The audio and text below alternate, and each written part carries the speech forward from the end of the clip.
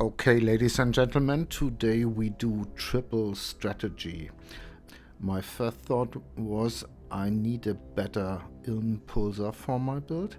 As you see, this one has no implicit modifiers, and so it's perfect for double corruption. So we want some temples from Alva, which has the corruption chambers, so that we can do double corrupts. And this was my first thought. And then I took all the incursion nodes on the tree, of course, so we can run enough temples, and I have some Alva missions left, 179. This should be enough. So we can go for this, and we can work on two other projects. One is about these special maps for Conqueror maps and so on. We still want to have them. And then I have another heist video in planning, and I need some contracts and blueprints. And so I took all the heist nodes, of course. I have to take this too. I will change this in a moment. And I thought I have so many carcass maps that we can do this on carcass. This is a quite okay map. It drops the nurse card, so maybe we get some nice cards. I haven't prepared the maps yet, but I will do. I think we run around, I would say, 50 maps. That should be okay. Yeah, and now I show you the Atlas tree in detail.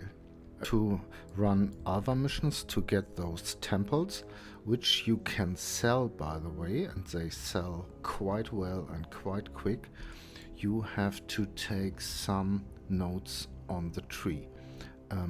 These nodes here are incursions in your maps have 33% chance for all monsters to be at least magic. This is nice, so we get a lot of big blue packs, and the time gained is doubled, so you never have the problem that you run out of time. Here we have some points for more Alva missions. This is okay. And then we have this cluster here, and more pack size is good too. And then we can add additional upgrade tiers to other architect rooms, and this is very good to maximize the tier of the rooms in the temple. This is the same here, but a better chance. And then here we have another 40% chance to add additional upgrade tiers. Wonderful. You have to take this for sure. And then here you have this Val Flesh Merchant, which he can drop some nice items, but normally it's quite annoying to kill him, so I didn't took that. And you take here more chance for other missions. This is okay, because at the moment it seems to be the only way to get Alva over this missions. I think the Sextant mod isn't existing anymore. More quantity of items, this is okay. And then you have always 4 incursions, so the maximum, so for getting a full temple map you need 12 incursions, and if you take this node you only need 3 maps to complete the temple. Very nice. And here are some more nodes which aren't really necessary, but we want them. 5% more quantity of items dropped, and this additional chance to get other missions. Why we take this quantity and why is this so good for us? We are using this method to get more contracts for heist and blueprints, and more quantity means more contracts. Very good. Above that we have few more points, some strongbox nodes as here. the points for the maps we want. This is important. And I have to change this because I want this blueprint nodes over here. And I think the only possibility would be to take these ones out. I don't want to do that, so I will this time run without altars and only take the Searing Exarch progress for the invitations. Yeah, that was it. And now we run a map together with this special atlas tree. Okay, we are nearly ready for our first map. Before we start, we have to use our sextant so that we got a guaranteed smuggler's cache on the map. Yeah, and we take, of course, our temple because we want those double corruptions. And here we go. Carcass map. The layout isn't great, but isn't bad too. The boss is sometimes a little bit difficult, sometimes no problem. We will see what we get. And we clear the map. Yeah, and here we've got the first other node. And we will have a look. This first look is always very interesting. Doesn't look so good. Oh, this is a not so good temple, but okay. We take here the bottom architect because this will give us the double corruption for gems. Okay, the mobs are a little bit harder. If we die, that's not good in the temple. You will try to avoid this, but outside the temple it's no problem for us. All blue mobs here, wonderful. And we can open this passage. Yeah, the maps will be a little bit time consuming, of course, but yeah, and we have the first loot explosion. Very nice. My loot filter is strict now, but still, whoops, it shows a lot of the loot. I hope that this is okay for you. A strong box, and we first clear the strong box and then go into the incursion. Yeah, Tempest generator. We will try to connect these and these. Not so important which one we take. We take the bottom one. Perhaps it gets better. Stone of Passage, that's good. All blue mobs here. We wanted this one. Yeah, it's open. And maybe we get a second one to open the other passage we wanted. No, all mobs are dead. That's okay. And we wait for the second loot explosion. Not so bad, but nothing great. Here's the map boss. As you will see, he's not so easy, and he can have 3 phases. Sometimes you kill him very quickly, sometimes not. We will see. Yeah, that's a better one. Killed instantly, and we proceed.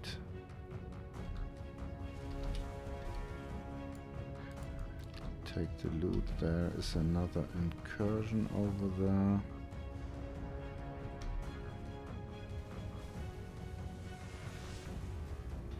Okay, everything fine. explosive room, not so good. Sometimes you want it, but this time we especially want to connect these two rooms, so we take the bottom one, I would say. If I'm wrong, correct me in the comments, please. Here's the architect, already dead, wonderful. Easy going so far. No mobs here. Whoops.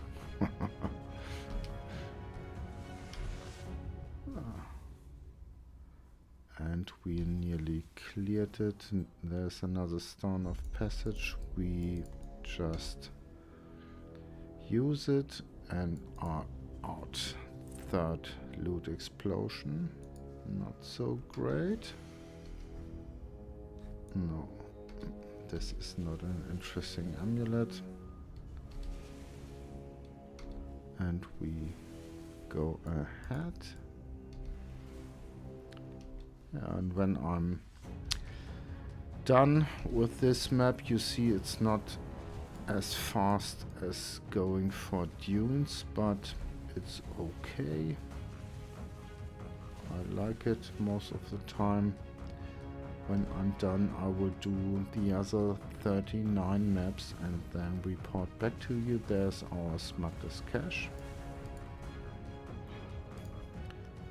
Engineering, no, not interesting at the moment. Some explosions and Arcanist strongbox. We will have a lot of strongboxes cause we took Stream of Consciousness. It's openable a second time. Go a little bit away to avoid these explosions. Nice loot. And we go on, and here's the last incursion, and we want to connect these ones, these ones, these ones. We want to connect a lot. This is wonderful because it upgrades one random adjacent connected room, and that's maybe not bad. We take the bottom one and see how it goes. Blue monsters, that's always good. Here's the architect, already dead. The monsters are all blue and we want it. No, I'm not so sure. Breaches aren't so interesting. Perhaps we take this one. And then we have a look for more monsters. Here are some, and that's it. Okay. This won't be a great temple, but okay, the first one is always not easy. Another smuggler's cache. Wonderful. That looks good. Deception, yes. And enchanted armaments. Not so great, but okay.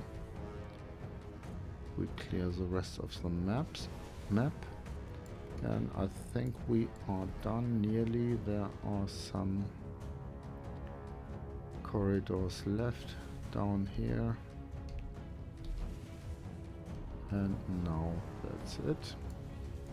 Okay, I do the rest of the maps and then report back to you. Okay, here we are with the results from 40 carcass maps, and we try to get some temple chronicles, and of course we got 13 from 39 maps. We speak about them in a moment. First, let's have a look on the other loot. As you see, we of course got our invitations.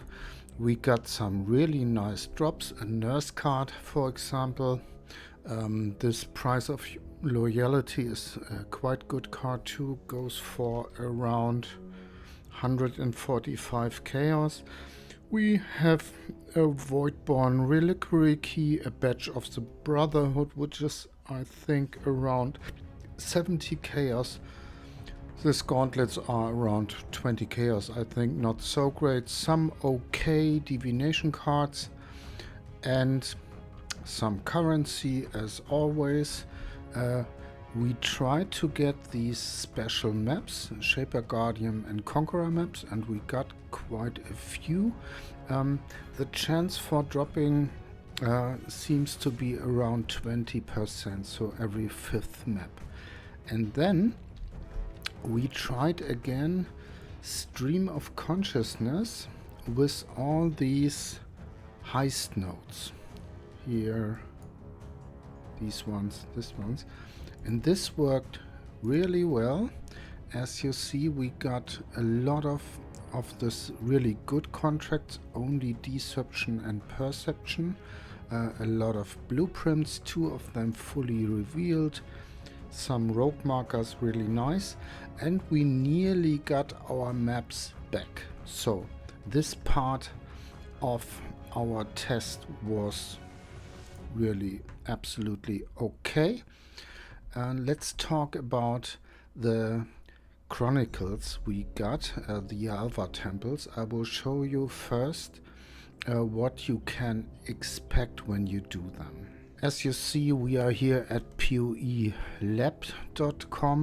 and here are all the rooms you can get in the temple.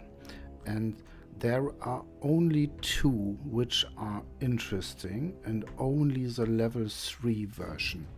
And this is Doriani's Institute, which gives you this 21-23 gems, and Locus of Corruption, which gives you double corrupts. Yeah, a chance to double corrupt an item. All the other ones, they were good in leagues ago, but they aren't anymore. You see it at when you look at the prices. The only ones are these 2. Okay, and now we're gonna have a look what we found. Okay, as you see, 13 Temple Chronicles. 9 of them were more or less bad. They sell for between 30 and 40 chaos. The only interesting room may be the level 3 room for currency. We can run them in our next video and have a look what we get, but they aren't really good. And then we have Doriani's Institute tier 3. And this goes for around 120 chaos, and I would say in the next video we try to double corrupt 2 gems which are worth corrupting. And then we got only 2 chronicles.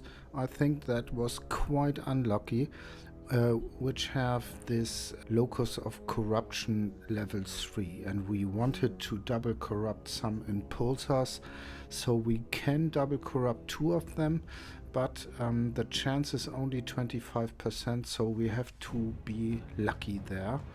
The price of the base alone, when it's good rolled, is 4 divine each, so we invest 8 divine and see what we get. Yeah, that was it. I would say overall it's nice. If you like to run heists, this is a good method to get contracts and blueprints. Wonderful. You get some currency on the way, some of these maps if you are interested.